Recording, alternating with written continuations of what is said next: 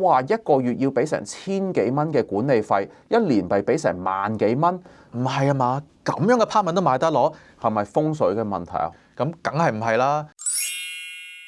Hello，大家好，歡迎翻到嚟 Buy Sell YVR 嘅 channel，我係你大溫哥華地產經紀 Billy。Hello，大家好，我係 Edward。Billy，我哋真係做咗咁多年地產經紀啦，買過形形色色唔同嘅 apartment啊，當中發現真係有好多嘅陷阱。我有時會覺得唔係啊嘛，咁樣嘅 apartment 都買得攞，你個地產經紀冇同你講嘅咩？呢期視頻我哋真係忍唔住啦，有5個好大嘅陷阱，一定要同觀眾分享下。不如 Billy，你同觀眾講一講第一個陷阱啊。第一樣，我哋首先就講好多觀眾都知道，但係亦都好多人誤解咗嘅一個陷阱——漏水樓。有好多人一聽到漏水就會覺得，哇！呢一棟一定係漏水樓啦。咁我哋首先要搞清楚，其實漏水都有好多唔同嘅原因㗎喎。可能係你個單位入邊洗衣機、洗碗機漏水。或者係你個租客，甚至乎你自己唔記得咗閂水喉，而導致到漏水嘅出現。呢啲通常都係一啲個別性嘅事件，咁唔代表棟大樓結構上係有問題嘅喎。其實漏水樓呢一個名係喺90年代用嚟形容一啲外牆有滲水問題嘅 apartment。當時起呢啲 apartment 嘅發展商，佢冇一個建築嘅標準係需要一定安裝呢個防水層嘅。咁但係去到90年代中呢，好多唔同嘅市政府都需要發展商去加呢一個 windscreen technology 嘅防水層入去佢哋起嘅新樓。咁所以喺新嘅樓入邊呢，就少咗出現呢個外牆漏水嘅問題。咁講翻 windscreen 其實係一個好簡單嘅 concept， 就係幫你棟大樓嘅外牆裝咗一個雨衣。呢個雨衣咧，其實就係幫個外牆去擋咗出邊嘅外來雨水。咁而家我哋知道乜嘢係漏水樓，咁點樣先知道你買嗰棟係唔係漏水樓呢？首先第一，你要揾一個有經驗嘅地產經紀，幫你去實地嗰度睇一睇呢棟樓究竟有冇安裝到 windscreen。通常其實肉眼都可以睇得出㗎啦。第二呢，就係睇一睇你呢棟樓係咪2000年前起好嘅。如果係嘅話呢，你就要留意 Strata Document 入邊嘅 Depreciation Report 同埋 Engineering Report。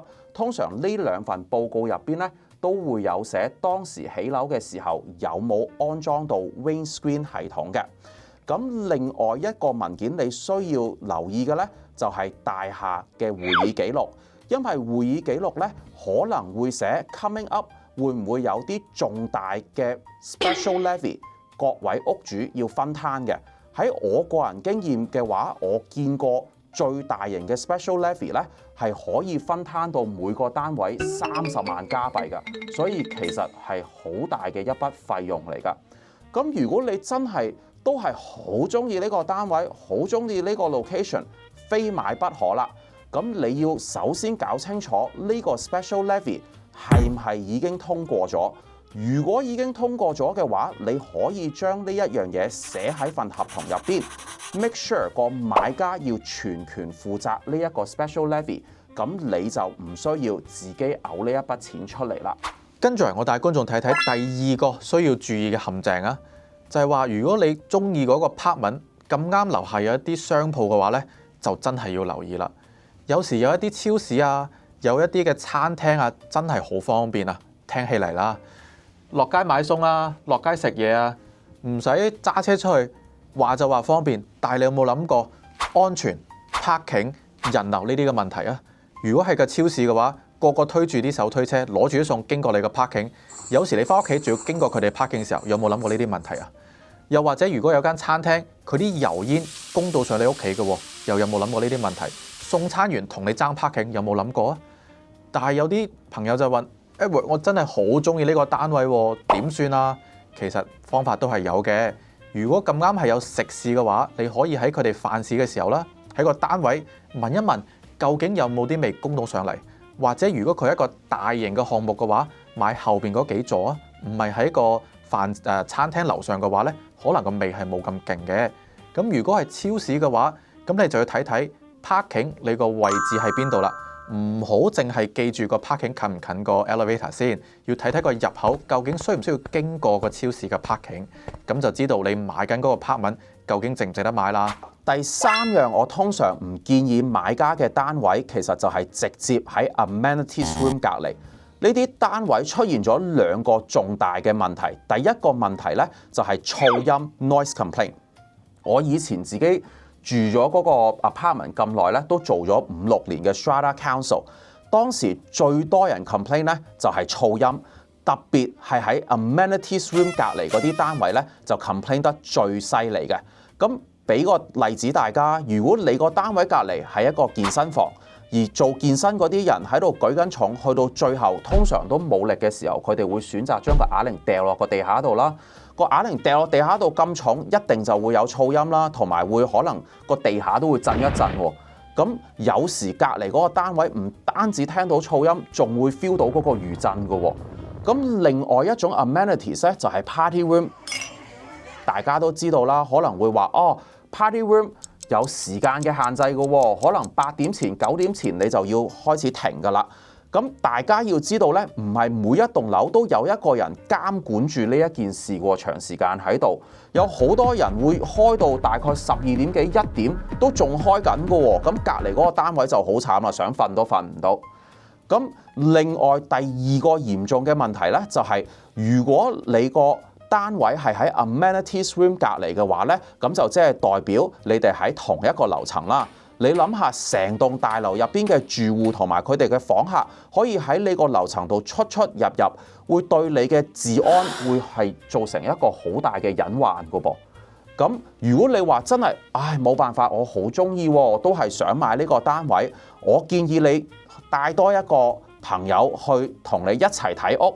嗌你個朋友去隔離個健身房度掉下啲啞鈴，去個 party room 嗰度叫下歡呼下，睇下你喺個單位度感唔感受到嗰個震盪同埋嗰個噪音。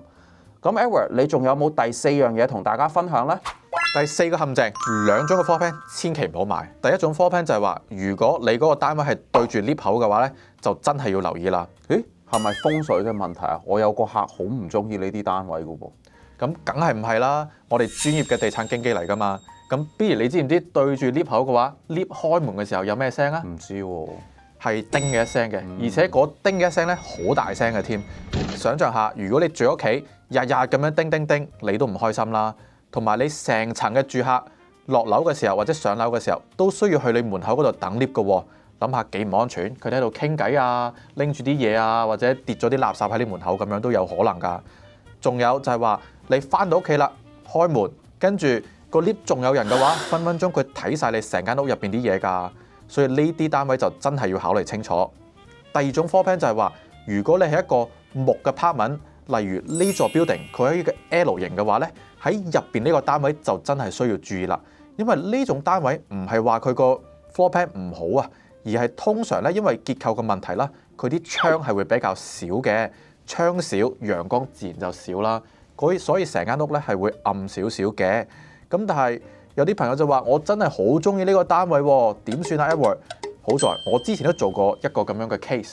咁我嗰客咧我就建議佢你買翻高樓層少少啦，因為高樓層嘅話咧，你始終天空上面啲太陽都會入得嚟多啲。咁所以佢嗰個單位咧整體都係會比較光猛嘅。咁 Billy 或者你同觀眾都分享下我哋最後一個陷阱係乜嘢啊？最後一個唔好買嘅就係 apartment complex 入邊嘅石屎 townhouse。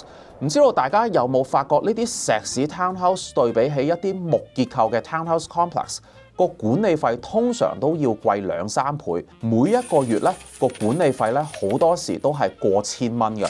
有好多人會話點解呢啲管理費會咁貴嘅？咁大家要明白呢啲石屎 townhouse 通常都係連住個 apartment 一齊去起 ，apartment 入邊就一定多設施㗎啦。譬如我哋啱啱講嘅 gym 啦，佢嘅 party room 啦，或者 swimming pool 啦，甚至乎有好多時候有好多設施個 townhouse unit 個 owner 根本就係用唔到㗎。譬如入佢嘅 concierge 啦，或者走廊嘅燈啦，又用唔到呢啲咁嘅設施，但係每個月其實都係要分攤呢啲咁嘅費用。咁第二樣嘢咧，就係因為個 strata fee 咁高，當你賣屋嘅時候，個買家一見到哇一個月要俾成1000幾蚊嘅管理費，一年係俾成萬幾蚊，佢哋就會好擔心呢一個問題啦。咁賣家知道咗有呢一個疑慮嘅時候呢，賣家就會同個買家講話：不如我哋俾2至3年嘅管理費啦，幫你喺個價錢入邊度減翻出嚟啦。咁無疑中你個價錢賣出嘅時候就會低咗好多啦。咁如果其實你一開始就係諗住需要一個大啲嘅單位，咁點解唔直接就買一個木結構嘅 townhouse 嘅 unit 呢？管理費又平啲，第日賣嘅時候又會少啲掣肘同埋少啲嘅問題。咁我同大家講解咗5種千祈唔可以買嘅 apartment 類型啊，同埋當中相關嘅陷阱嘅。如果你 miss 咗任何個 point，都歡迎你哋喺下邊留言俾我哋知道下。我哋下條視頻會同你哋講解5種千祈唔可以買嘅 single house。記得 like、subscribe 同埋 share 我哋嘅 channel。我哋下條片再見啦，拜拜。